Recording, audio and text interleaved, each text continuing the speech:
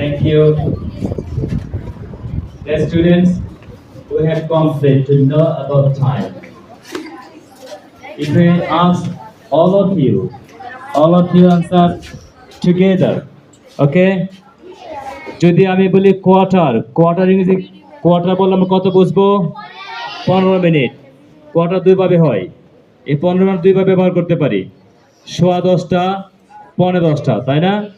সোয়া হলে হবে ফার্স্ট, আর পৌনে হলে হবে 2। যদি বলি এখন সবাই বলবে এখন সোয়া 10টা বাজে। ইট ইজ হাফ পাস্ট হবে? হবে না, হাফ তো অর্ধেক।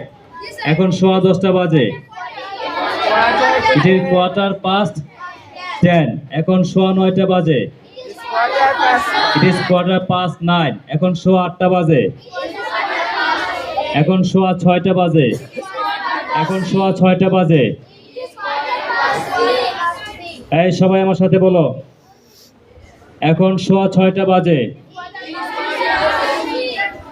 সোয়া 6টা পাস্ট হবে। ইট ইজ কোয়ার্টার পাস্ট 6। এখন সোয়া 11টা বাজে। এখন সোয়া 12টা বাজে।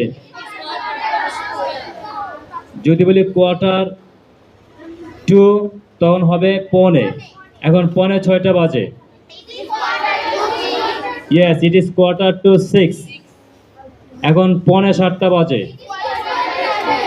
এখন পৌনে 8টা বাজে। এখন পৌনে 9টা বাজে।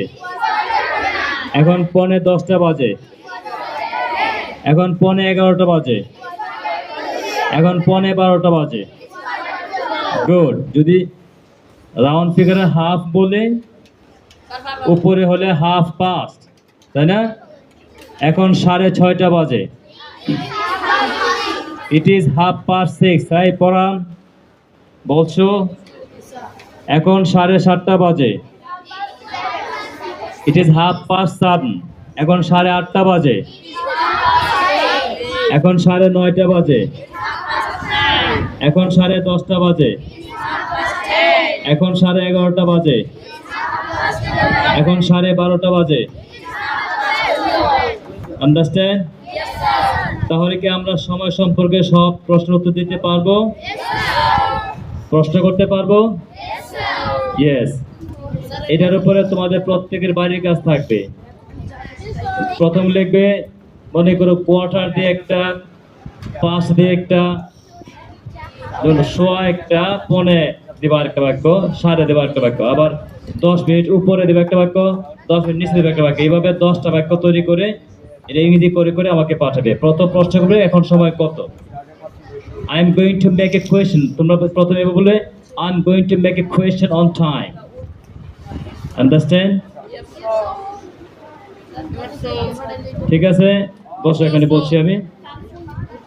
দেখো dear students, within our next class you must send your homework as a video. Okay, first you say I'm going to make a question on time. First you ask time, and next you will answer this question within 10 sentences.